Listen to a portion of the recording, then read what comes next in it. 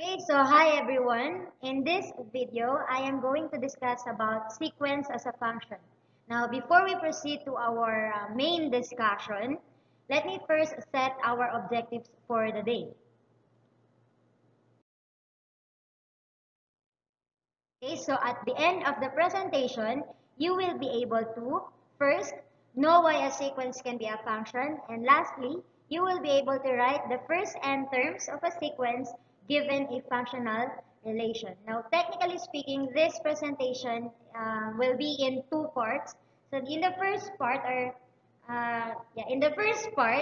we will be discussing about how a sequence is defined as a function, and in the second part of this presentation we will be working on some a couple of illustrations and examples about functional relation. Okay, so to begin with, let us now have the formal definition of a sequence as a function. Now, sequence is a function whose domain is the set of natural numbers or a subset of consecutive positive integers. Now, sequence as a function is expressed as using this function notation, and this is read as f of n. Now, since sequence is a function whose domain is the set of natural numbers, it means that the values of n are restricted to be just counting numbers. So to be specific, here are some of the counting numbers na pwede nating ilagay or i-substitute sa value ng n dun sa given na function. Okay, so you have 1, 2, 3, 4, 5, 6, and so on and so forth.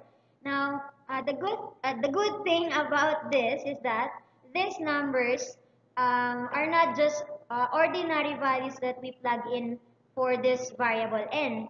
They represent the position of the term, okay, of the term na meron doon sa sequence na dinidefine nung functional relation. Okay, so in this part of the presentation, we will be working on a couple of examples para ma-familiarize tayo kung paano mag-evaluate ng isang functional relation ng isang sequence. Example number 1. Use the functional relation f of n equals 2n minus 3, where n is a natural number, to write an infinite sequence. Okay, so kailangan nating i-take note yung mga restrictions na binigay ng example na to. First, since n is a natural number, so we have to take note that again, when you say natural numbers, you're just talking about counting numbers. So para ka lang nagbibilang. And when you say counting numbers, they follow a certain order. Okay, so syempre magsisimula tayo sa 1, followed by 2, 3, 4, 5, and so on and so forth. Okay? And also, when evaluating a function, you have to keep in mind that you should always follow the PEMDAS rule. And also, ito yung pinaka-importante since ito yung mga common mistakes natin lagi kapag nagsosolve tayo. Be very careful with the signs. Okay? Now, please follow the steps kung paano nag-evaluate ng isang function. Okay. First step, you need to assign a value for n.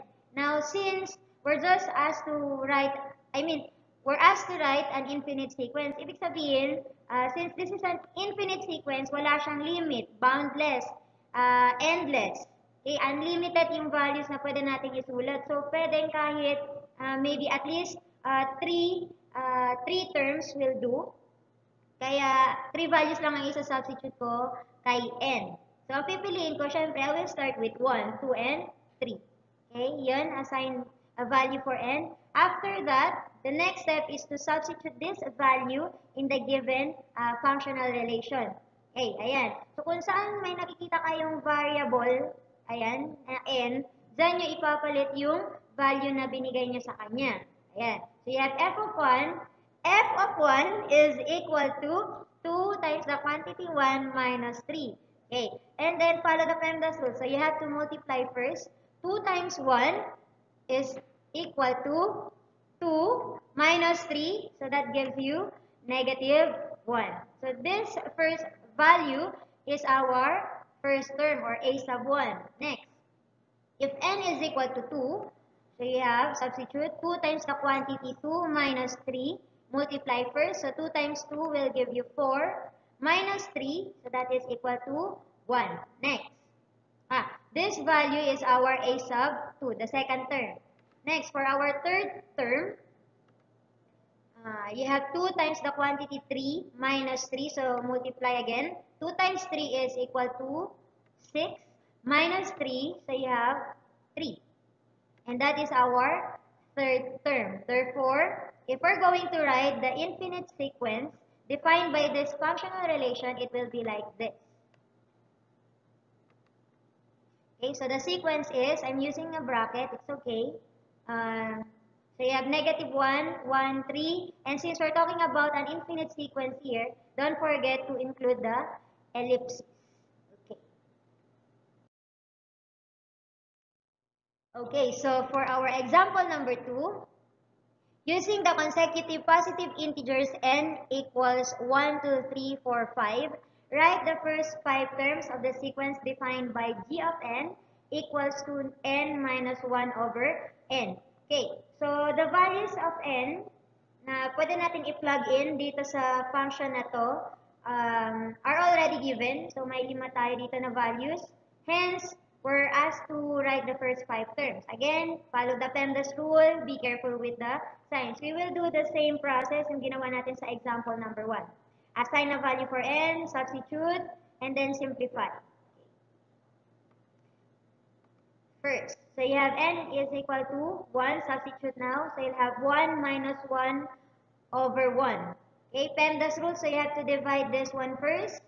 So 1 divided by 1 is 1. 1 minus 1 will give you 0. This is our first term. Next, if n is equal to 2, then you'll have g of 2 is equal to 2 minus 1 divided by 2. Okay, PEMDAS, divide. Now, since 1 cannot be divided by 2, so we will leave this one as it is. It will be equal to 2 minus 1 half. Okay, and the difference is 1 and 1 half, or 3 half, or 1.5. Now, be sure that your final answer, since we're dealing with fractions here, your final answer should be expressed in its lowest term. Also, I gave you 3 options here.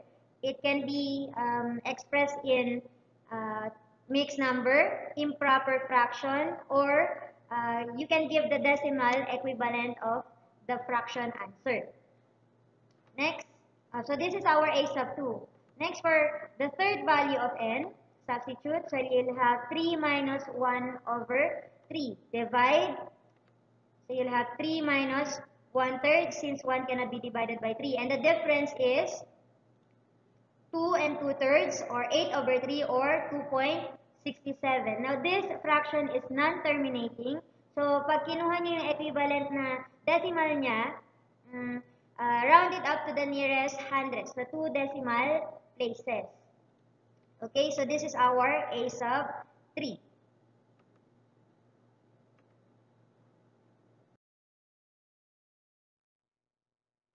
Okay, so for our a sub 4, substitute, so you'll have 4 minus 1/4, divide.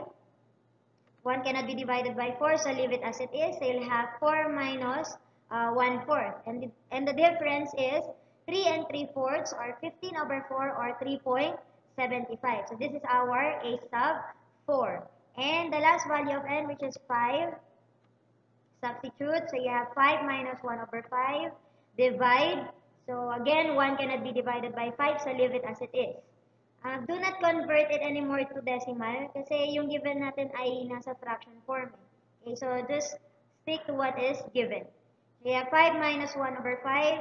That is 4 and 4 over 5, or 24 over 5, or 4.8. So this is our fifth term. Therefore, the first 5 terms of the sequence defined by this functional relation g of n equals to n minus 1 over n are 0, 3 over 2, 8 over 3, 15 over 4, and 24 over 5. Okay, so that's it, class. Ganun lang kabilis mag-evaluate ng isang functional relation. Again, Para ma-summarize natin yun, first, take note, don't forget, okay? Don't forget that a sequence is a function whose domain is the set of natural numbers. So, ang pwede lang natin i-plug in or i-substitute na values for n. Okay, n stands for natural numbers, okay? Kasi since yun nga yung domain ng sequence as a function. So, yung pwede lang natin i-substitute na values for n ay 1, 2, 3, 4, 5, and so on and so forth. And these values are actually the positions of each term in the given or in the sequence defined by the given functional relation. So the steps are three simple steps. First step, assign a value for n. Second step, substitute. And the third step is to simplify. Okay, so yun.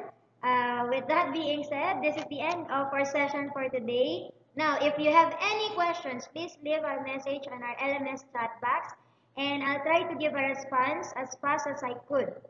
And so let's call it a day. Until our next session, God bless you. Stay safe. Okay? So our quote for the day is, so you will grow. It just takes time. Kaya yan. So this is Miss Yana and I'll see you on our next session. Bye!